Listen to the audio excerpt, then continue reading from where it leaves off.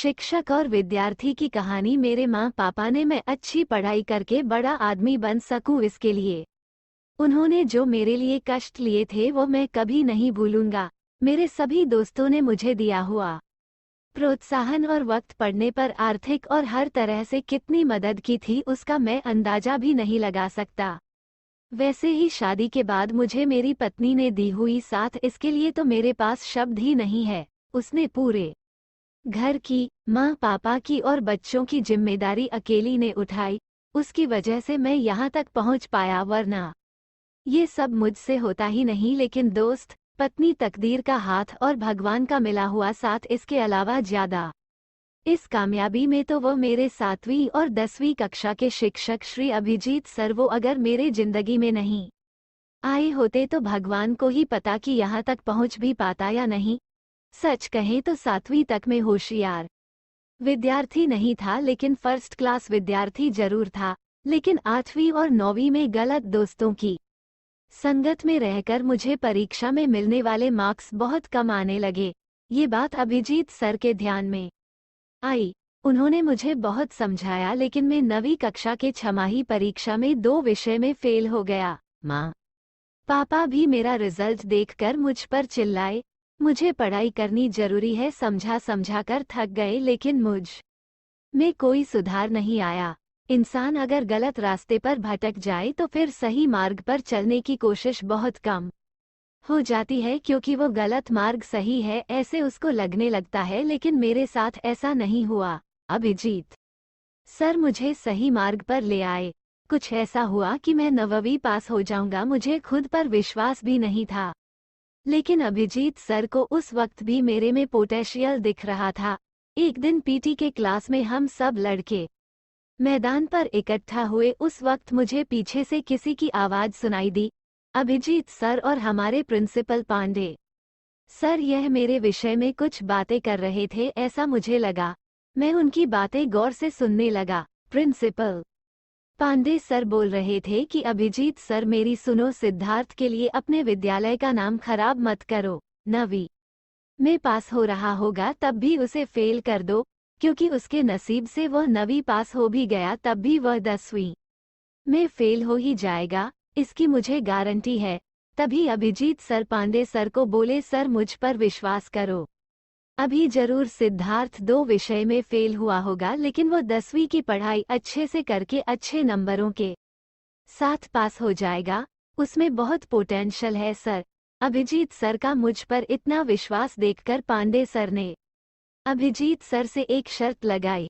Abhijit sir, अगर आपको सिद्धार्थ पर इतना विश्वास है तो फिर ठीक है, लेकिन वह अगर 10वीं में फेल होगा और उसकी वजह से हमारे विद्यालय का रिजल्ट खराब आया तो आपको आपके ओवर कॉन्फिडेंस की सजा समझकर खुद इस्तीफा देकर इस विद्यालय को छोड़ना होगा। बोलो मंजूर है आपको अभिजीत सर? अभिजीत सर ने एक पल भी नहीं सोचा और पांडे सर की शर्त स्वीकार कर ली और दोनों बातें करते करते वहां से निकल गए।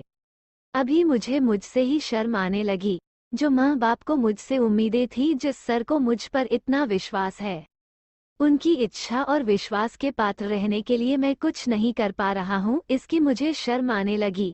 और उस दिन से मैं पढ़ाई करने लगा। रात दिन एक करके मैं 9वीं तो पास हो गया, लेकिन 10वीं में भी खूब मन लगाकर पढ़ाई करके अच्छे पेपर लिखे। रिजल्ट का दिन आया तब मेरे दिल की धड़कन बढ़ने लगी, मैं पास तो हो जाऊंगा ना, इससे ज्यादा मुझे अभिजीत सर की नौकरी आज रहेगी या नहीं इसकी ज्यादा टेंशन थी। रिजल्ट लेने में विद्यालय गया और मार्कशीट में 80% मार्क्स देखकर मैं वहीं पर नाचने लगा। माँ पापा भी बहुत खुश हुए। मैं भागते भागते प्रिंसिपल ऑफिस की तरफ गया। अभिजीत सर और पांडे सर वहीं पर थे। मैंने अभिजीत सर को जोर से गले लगाया और उनको बोला, मैंने आपकी नौकरी नहीं जाने दी सर, नहीं जाने दी। मेरे वो शब्द सुनकर दोनों मैं क्या बोल रहा हूँ ये समझ पाए। उसके पहले मैं बोला, सर आपने पांडे सर की शर्त स्वीकार की थी, अगर मैं 10वीं फेल हो गया तो और मेरी वजह से विद्यालय का रिजल्ट खराब आया तो आप इस्तीफा देकर यह विद्यालय छोड़ देंगे।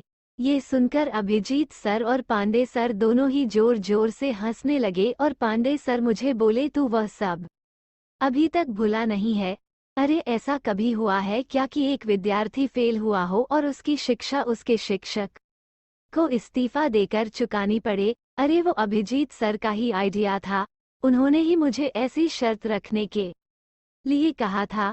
हम जानबूझकर तुम्हें हमारी बातें सुना सके, इतने नजदीक खड़े होकर सब बोल रहे थे और उनको चाहिए वैसा रिजल्ट उनको मिले, तो ये सब सुनकर तू अच्छे से मन लगाकर पढ़ाई करने लगे। ये सब उनका प्लान था और उनका प्लान सक्सेस भी हुआ।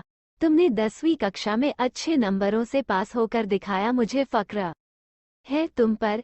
ऐसे अच्छे शिक्षक और उत्तम विद्यार्थी वाले विद्यालय का मैं प्रिंसिपल हूँ। पांडे सर की वह बातें सुनकर मेरी आंखें भर आई।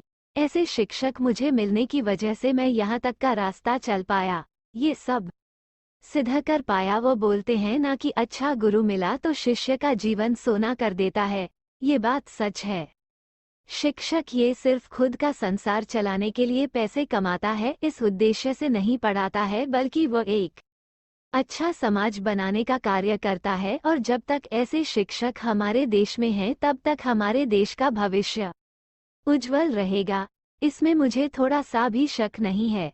आज अभिजीत सर हमारे साथ नहीं है, लेकिन वह जहां भी होंगे वहां से जरूर यह प्रोग्राम देख रहे होंगे। तो कृपा करके सब खड़े होकर अभिजीत सर को स्टैंडिंग ओवेशन देकर उनका सम्मान करें, ऐसी मेरी इच्छा है। सब लोग खड़े होकर तालियों की आवाज करते हुए एक सुंदर प्रोग्राम का अंत करते हैं।